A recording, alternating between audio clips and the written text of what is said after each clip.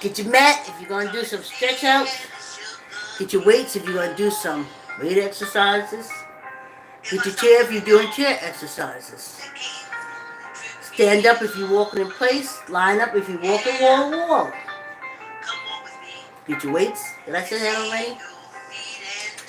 Jump on your bike. Start your treadmill. Power on. Hey y'all, thanks for coming on the walk. I got something to show y'all. Folks, you gotta exercise. You gotta. You just gotta. I don't care all the drugs in the world, anything. It doesn't take the place of letting, exercising and letting out that frustration because you see a new woman in front of you today. Honey, that 40-minute walk helped me put so many things in place. This is the phone, T-Mobile. I said I'm walking now. I'm touching it. Because after that walk, I was able to reason with myself. The rage was gone.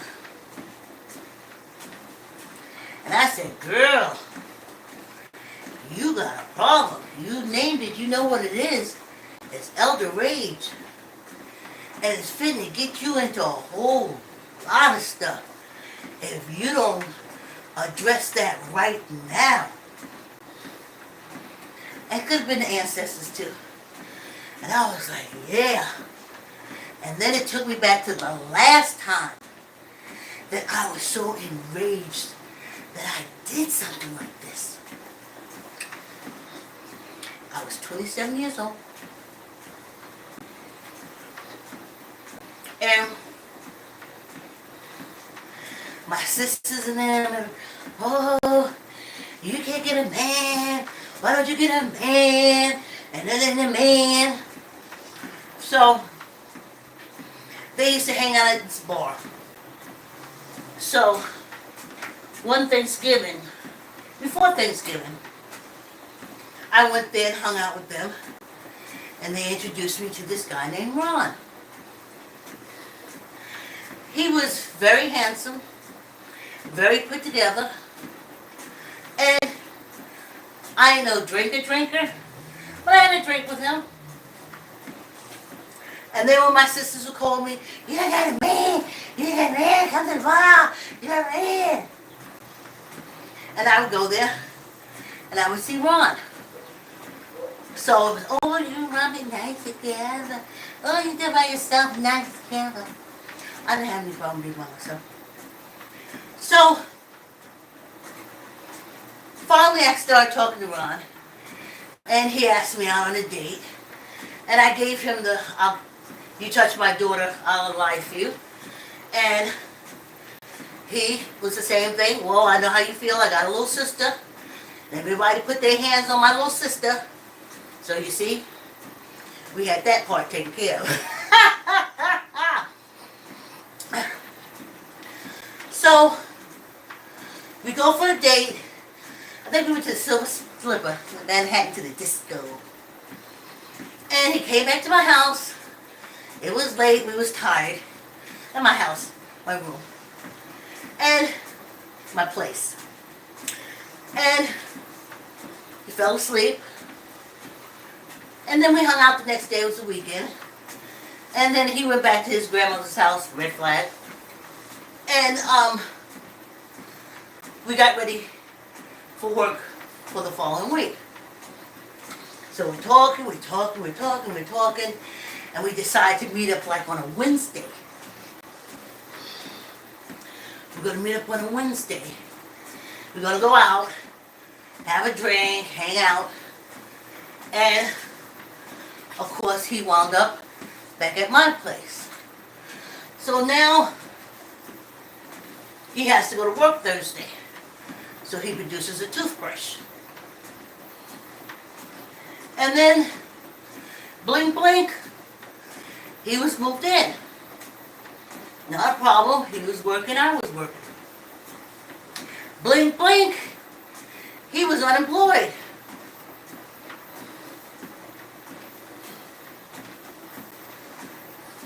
So, not a problem, because I've gone through unemployment. So I would encourage him to get another job, and he would get a job, and for a little while, he'd keep it.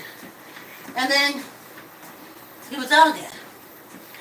I know now they call that a hobo-sexual relationship I was in. Ron didn't have a home.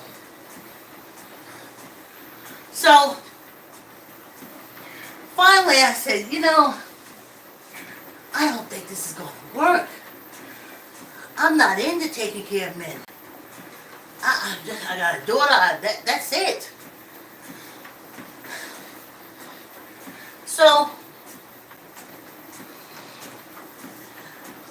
I said, let's break up. Just give me my keys back.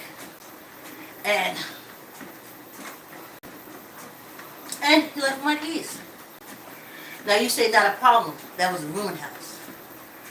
I would have to pay for the main upper door key to lock to be changed, and to make sure all the rooming residents have the new key.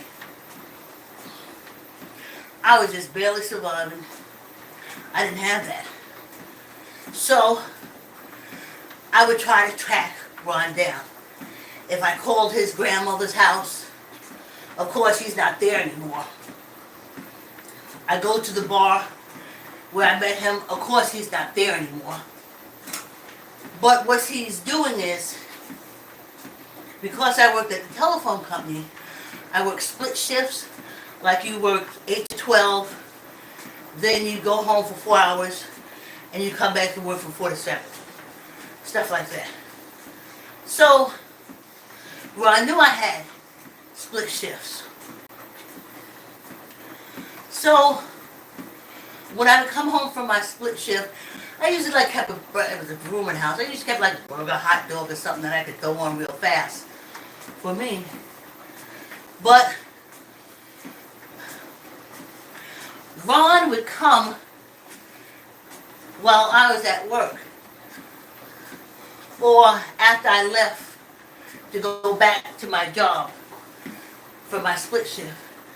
And he would cook burgers, hot dogs, eat bread, ketchup, mustard, leave the pan, the dirty plates, and everything in the sink for me. And I call him again, try to track him down. The job he worked on, he don't work on anymore.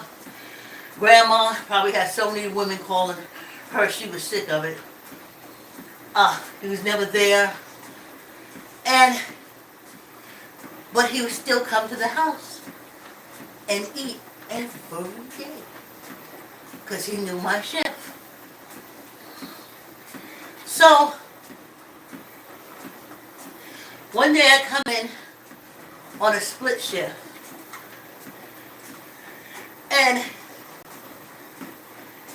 hey, thanks for coming on the walk. I'll read your message when we take a break. And hands is in the sink.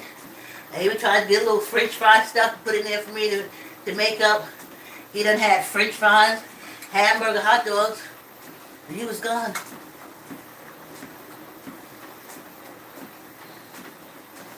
So I said, oh. So when I got home from work, hey, thanks for coming on a walk. I'll read your message in a bit. I was so mad, but I had to go back to work. But I vowed the next day, when I got in, I would come in with, hamburgers, hot dogs, and some lye. So, I get up the next morning, go for my split shift. I read your message on our break. Go for my split shift. I come home. I realized he hadn't been there yet to eat. So it was okay for me to cook up the line, soak the burgers and the frankfurters in it, repackage it, put it in the freezer, took my little nap, jumped my happy ass up because to me Ron was a rodent. I had taken him out of human category and I had made him a rat. So, of course, rats. So I'm so happy. I bounced back to work. Go sit there. I called my sister. I said, oh, whew, I'll be through with Ron. She said, what did you do? I said, I soaked those hot dogs and hamburgers in lime, and when he eats them, and in my head, I can see him flipping around on the floor. I said, and when he eats them, and my sister said to me, I hear her voice like it was just there. She said, fool, you going to jail. I hopped up out that chair because I was at work and I hadn't started my shift. It didn't dawn on me that I was committing a crime. It did not dawn on me. But when my sister said, fool, you going to jail. Holy crap. I went in the office. I said, I can't stay. Give me 80, give me whatever. And I left. Whew. I took the train. Because the bus, I had to walk like 3 or 4 blocks. So I had to catch the train. And I took it straight there. And I literally ran those 3 blocks to my house saying, please don't let me there. Please don't let me there. What is wrong with me? Oh my God. Please don't. And as I rounded the corner of my block, I look up and Ron was at the top of the stairs putting his key in. And I ran to him, I said, Ron. And he kind of froze because he was like, oh, I'm caught.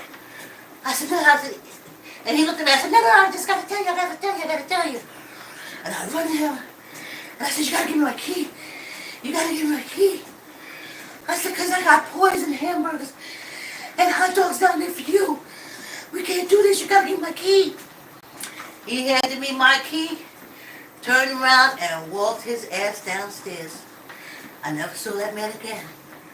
But I went into that house, took that food out the freezer, threw it in the garbage, and sat at the table and shook.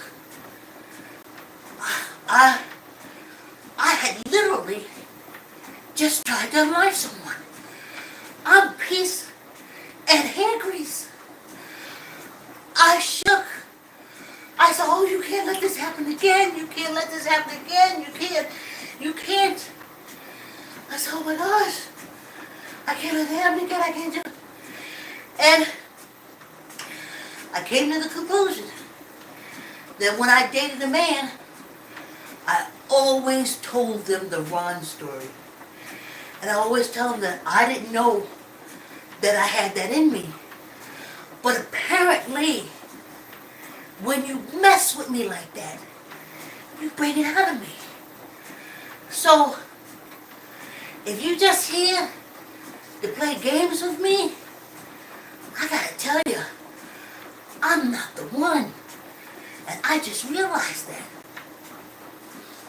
So any man that has ever dated me, if you say to them, she told you the Ron story, you say, oh yeah, she told me the Ron story right off the bat.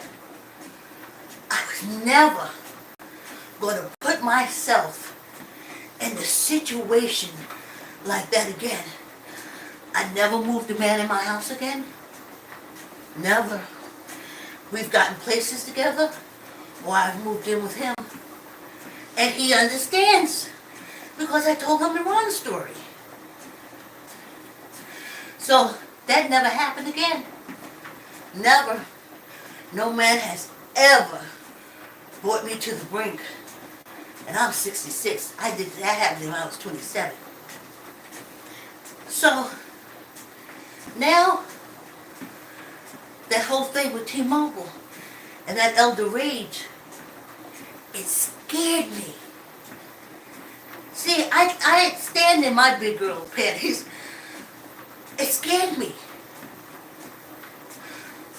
That kind of rage hasn't been out of me since I was 27.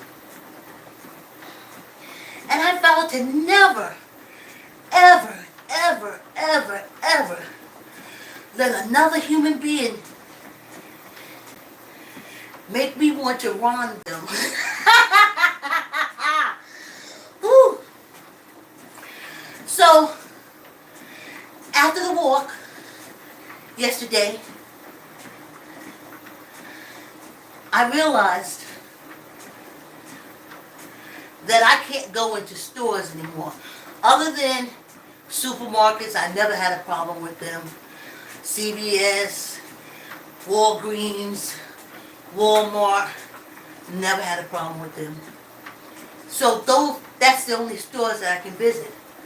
I can't go to an electronics store. I don't know anything. I really can't go to a clothes store because, again, I really don't know anything about fashion, anything like that. Nothing electronics. No telecommunication thing. Because I'm not going to let that happen to me again.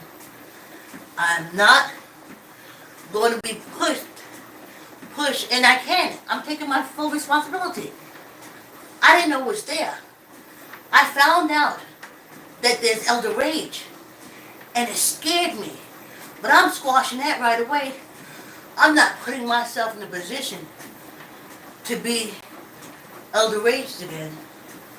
So, I'm talking to my daughter, and I didn't tell her all that. She just came up to me. She said, give me a little time.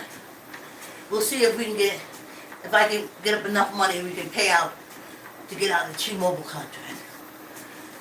She said, I'm going to find us a telecommunication or a cell phone company that mails us our phones and stuff. I was so relieved. She knew that we got a shitty phone because the old lady's with her, because she never got phones like that. Her phone wasn't like that. So now she sees and she understands. So that's it. I ain't going to no more. No. Any place, and it's basically other than Walgreens, Walmart, and the grocery store. That's it. I order my stuff online. Yeah. Yep. Anything I need, I will order online. You will not see my face. You're not, say, black or old. And I'm going to look into AI for voice. Because I want a voice of a 40-year-old European African man. I don't want to sound like a woman. I don't want my voice to sound old. No, I don't want the other person on the line to spend all her time figuring out how she can fuck me around. No. So, I protected myself. We won't hear again about me and elder rage. I tapped out. Whew. But I tell you something, that was scary. That was scary. Whew. But we gonna get into the topic of prisons versus penal colonies versus jails and prisons. And y'all finna be shocked. Because I was. And I went through it. Yes. But, y'all, we gotta walk, exercise, or something. I don't care, all the drugs, all the alcohol in the world does not take stress away like a good little walk. Help you sort things out. After that 40-minute walk, I was able to compartmentalize everything. You see the phone here? It said, you ain't going back to T-Mobile, but whatever you can get out the phone, get it. And right now, it's my game phone, and for our purposes, our YouTube phone. There you go. Exercise, y'all. There's stresses in life that you gotta get through. And one thing from time before, exercise and walking is a way to get rid of that stress. I'm telling you, it worked for me. I was mad at this 40-minute walk until I put everything straight in my head. Hey, y'all, hey, let me read the comments. Yeah, y'all. Oh, I'm so happy when I see your messages come up. Thank you so much. Okay, I don't know what you're saying. Bizuri. Oh, a finger with a hole. Is that F-U? I don't know. Oh, it says beautiful X. Okay. And it's asking me if I want a hot dog. No, you don't want a hot dog though. And then of course, messages are blocked. And something said, I bet she did. Oh, this is all sexual. And he said, you want to walk with me? I got all the nasty men's, y'all. But if you exercising, if you pumping on that weight, and that blood is getting up to your head and down to your kickstand, I ain't insulted. That just means the blood is getting where it's supposed to go. So yeah, you nasty men. Keep getting that blood to that brain. Because the minute that blood don't get there to the brain, it ain't gonna get to the kickstand either. So exercise with me and do all the sexual fantasizing you want to do. I ain't mad at you, but I ain't sticking my tongue out at you. So, y'all remember when I told y'all I was turning 65, I had turned 65. And I just said to the ancestors, come on. Come on. I gotta know. What has this whole human experience been about? What is all this? All the research and everything. I just can't put it together. I remember exactly how they laid it out for me. They said, say if a man is in prison, a brick and mortar prison, he does his time, he comes out, and he has to have his inmate number put on his shirt. Everyone can see that he was in prison. When he gets married, the wife takes on his prison number. And then, when they have kids, all the little kids gotta have the prison number on their shirt. Then the kids grow up. And everybody they marry has to take the prison number and put it on their clothing. People have to know that you were in prison. And you can't live in certain areas because you're marked with that inmate number, though you've committed no crime. So now, all your spouses, everything they wear has to have the prison number on it, though they committed no crime. Then when they have children, which would be 3 generations from the original person who was put in prison and got the inmate numbers, they didn't do anything either, but they have to put the inmate number on all the clothes they wear, everything they own. Hey, thanks for coming on the walk. I'll read your comment at the end of the walk. So now everybody knows that you're an inmate criminal. Though you've done nothing, you have to wear the inmate number from generations before because of the original offender.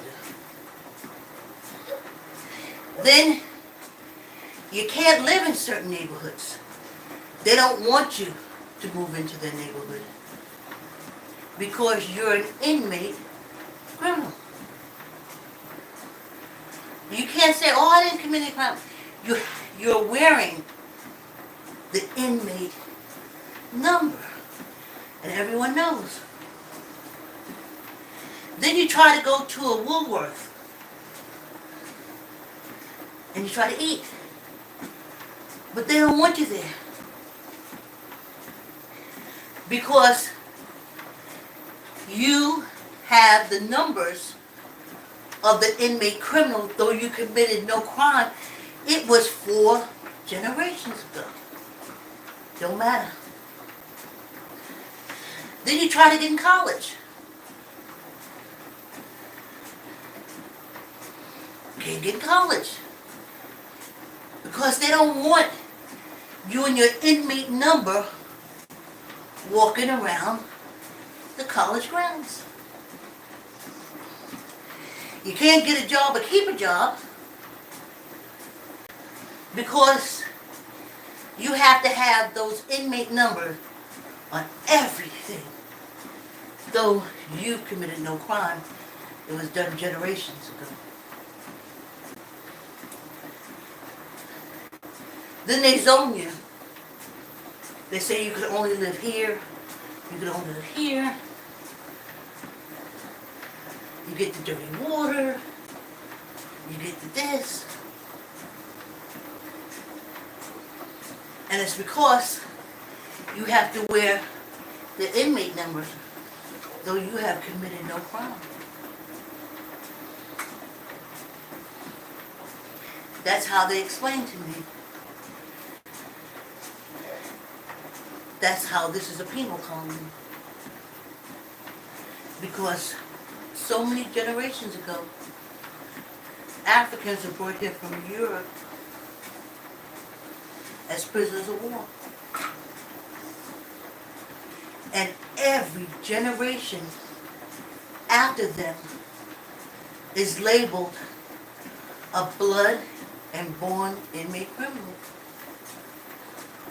That's why I got paid less than anybody else. It's not that I did anything. It's not that I wasn't as educated as they were. On a penal colony, in this penal colony, I'm a labeled born and blood inmate criminal. Now,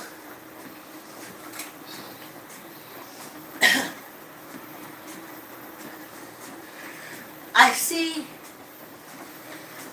the Middle East people, Iraq, Iran, Afghanistan, even some of the Indians, like the Sikhs and stuff like that. They're having problems in this country, but they don't understand it. Your family is on Guantanamo Bay. You are labeled a blood and born inmate criminal on this penal colony. just like African Americans. This is a penal colony.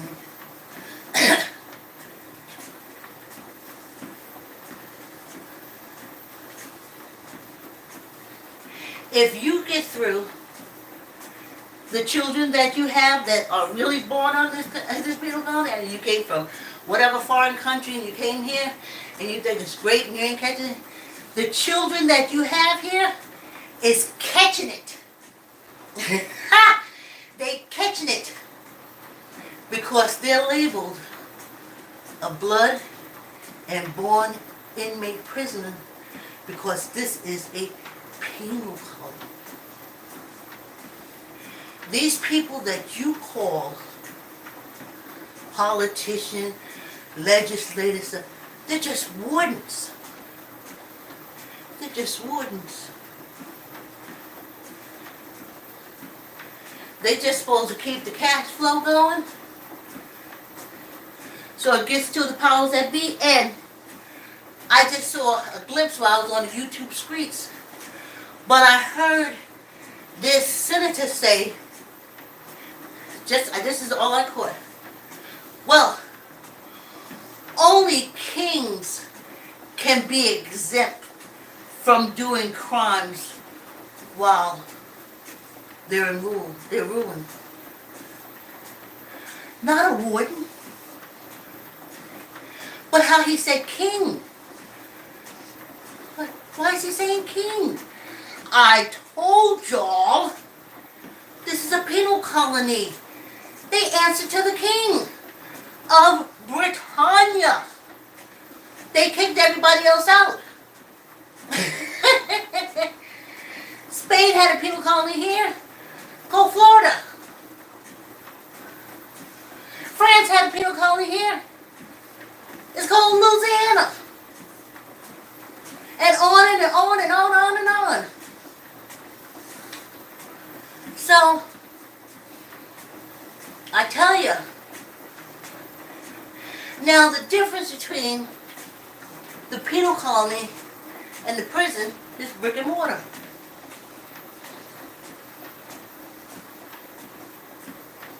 They're behind a wall that is imprisoning them.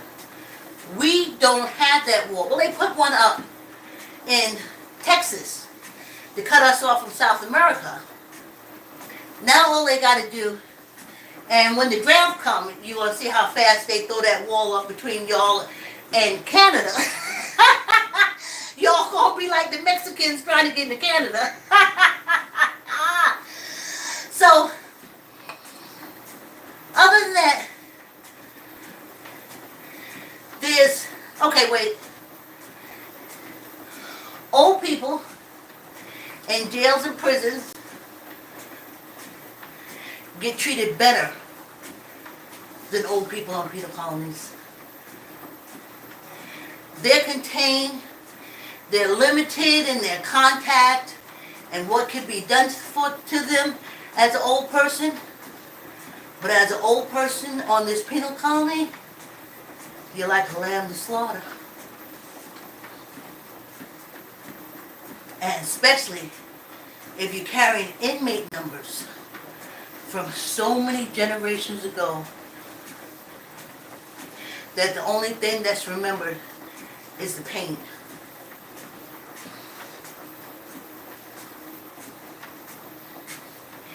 They didn't want us to vote because we are inmate criminals, labeled. They didn't want us to vote. And now, as they said, they gave us the vote. All your votes are dismissed. That's why you're zoned. They know what votes to ignore. That's why you're zoned. Inmates can't vote. So they try to say, oh no, you African American, born in blood, labeled inmate criminals are free. Because you can vote.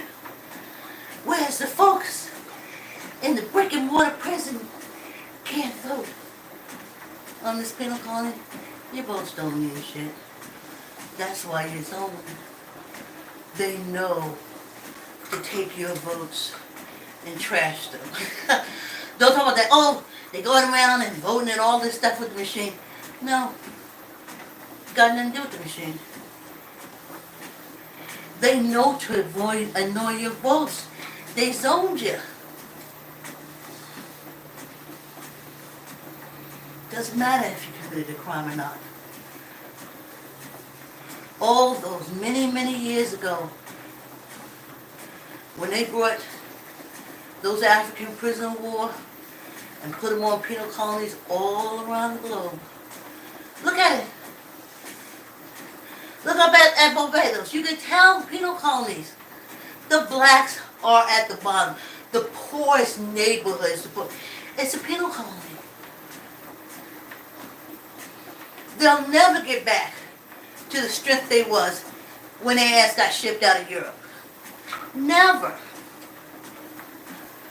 They're going to make sure it doesn't. Because it's a penal colony. Obama was not born on this penal colony. He was born in Hawaii. Hawaii is occupied. But other than that, it's a free country. His mother came from this penal colony, but she's a European African. She's free. She's not labeled a born and blood inmate criminal. So she could live happily, and the family could live happily in Hawaii. And she could happily mate with an African from the continent and have a child. And she raised her child as German because they're German. He wasn't raised on this penal colony.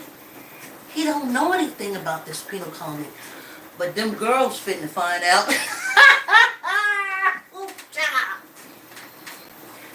Because you see, they were born in this penal colony.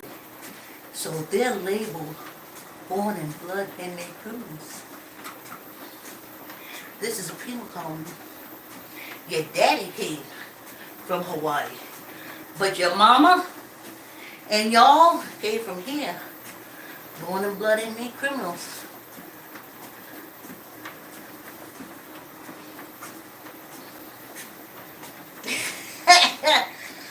I was just so happy to know that, oh, okay, that's why I got paid less than these European Africans. Okay, because they say I'm a criminal, though I've committed no crime. The crime was committed by my ancestors damn near close to now 1,000 years ago, 1,000 centuries ago. But I'm zoned. And I'll tell you all again, Black Wall Street, Greenwood, it was destroyed because it was considered a criminal enterprise. Because it was ran by born in blood inmate criminals, and you can't have that. Don't you see why you can't have no farms? Now they talk about, oh, loans for farm. You're just getting there. They didn't want you to have it because for some, you used the farm for some nefarious reason. Being labeled a born in blood crook.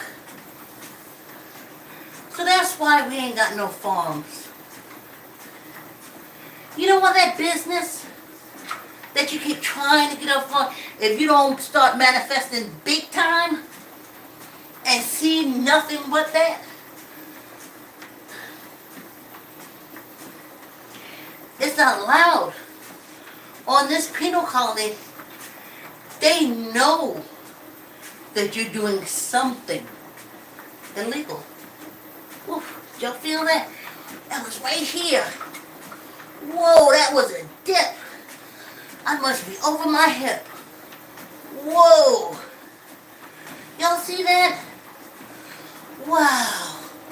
Let me see. Whoop-da-ha. Yeah. So, Now you know. They don't want you. The European Africans don't want you in the neighborhood, not because they don't like you, not because of the color of your skin in this instance, but because when you move in, you bring the patty rollers with you.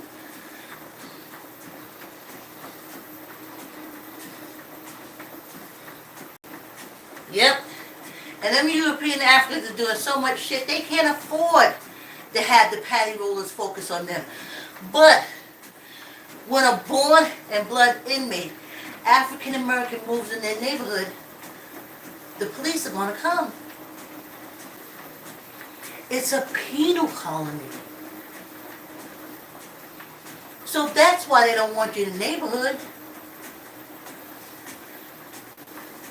Because they know when you come in, the patty rollers come in, they drop drugs and guns.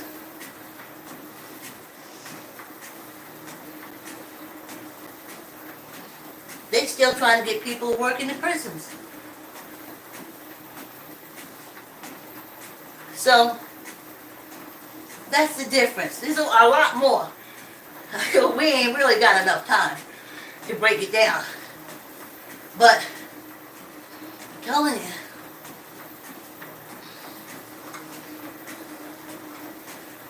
that's what it's all about. Why couldn't you be a postal worker? I think, maybe not even 100 years ago,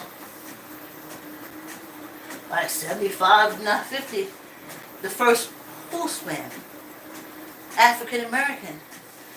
You can't do mail. You're labeled an inmate criminal. You're going to steal it, you're going to get all your friends to come over, they're going to take all the mail. But other than that, you're free.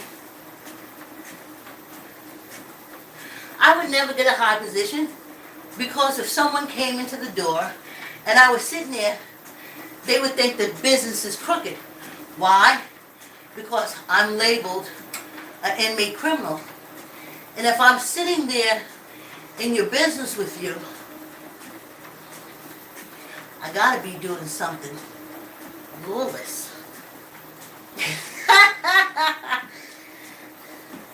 And at least, y'all, at least in the brick and mortar prison, you know.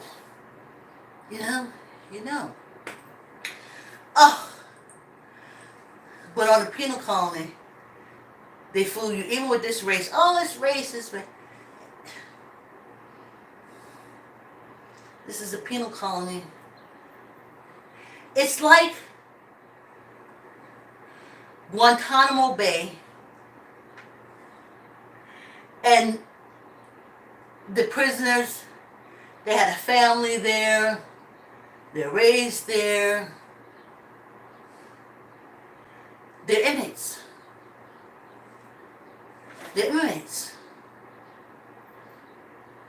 And no matter where they go, what they do, they will be regarded as criminal. This is what this penal colony do. Even y'all looking at me and I'm exercising. But in their heads, gotta be doing something lawless. Nefarious. But before I forget, from all of you guys who exercise on Wednesday, when I was at T-Mobile having my revelation, congratulations, you finished the week. For those of you who did not exercise on Wednesday, I'll see you Saturday at 7 p.m. We got to make up days because at the end of this month, I'll be taking the I'll be taking the 3rd, 4th, and 5th of June off. I'm changing up my studio. I want to walk in the woods in the evening time.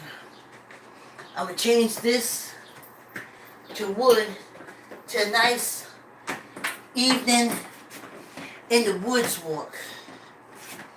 Yeah. Oh, but when I get a housekeeper, I will be doing another 40-minute walks. Another one of the 40 minutes walks. But until then, end of this month, that's it. Squeeze your gut. Oops, sorry, y'all.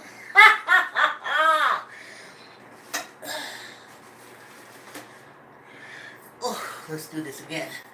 I'll read your message as soon as I finish the walk. Or this part of the walk. Squeeze your gut. Tuck in your elbow. Neither up nor down. 1, 2, 3, 4, 5, 6, 7, 8, 9, 10, and 1 for good luck. Ooh, da! Squeeze your gut. Tuck in your elbow. Squeeze your gut. Tuck in your elbow. Neither up nor down. 1, 2, 3, 4, 5, 6, 7, 8, 9, 10, and 1 for good luck. Yeah, y'all, yeah. Let me read these messages. They was firing through. Y'all know I just don't sit down and look at the phone. I be exercising. Okay, here we go. Alright. I'm getting here. Thank y'all. Okay. Okay. Okay. Oh yeah. You did make me smile. Be Uzi? Ubai? Oh, forgive me. I just got finished walking for 40 minutes. Yep, we walk again. We take a break. And my hands are all sweaty. So moving these messages is a bit much. Sorry that your legs are aching. But when your legs are aching when you walk, you get rid of them. You walk too fast, can't keep up. Okay, you got the jokes, huh? Okay. Wait for you. Okay. I'm walking too fast. Wait for you. Okay. You got this. Believe in yourself. I do, Danielle. I do. Thank you for the encouragement. How long we walking for? 40 minutes. I'm I'm knackered. Danielle, don't be road be. Yeah, but he already be in that. Okay. I'm a G or is Danielle a G? Danielle said what? Ashley, hey lady, I hope you have a beautiful weekend. You keep me motivated to get in shape. Thank you, Ashley. That's what it's all about. I'm glad. Thank you so much for sharing that with me. And B, Uzbah, girl, we can work this out another way. Have a break here. Yeah, Kit Kat. Okay, now you get a little there. Ashley, yeah, it is a mess, but it's our human experience, Ashley. Yes, Ashley, you can catch me again. I'll be here tomorrow at 7 p.m. because we got to make up from Wednesday, and I'm here Monday through Friday at 7 p.m. So I sure hope you come back and join us. And thank you all for the compliments. And have a good evening. And I'll catch you tomorrow. If not, I'll catch you on Monday. Thanks for coming on the walk. Y'all trying to get in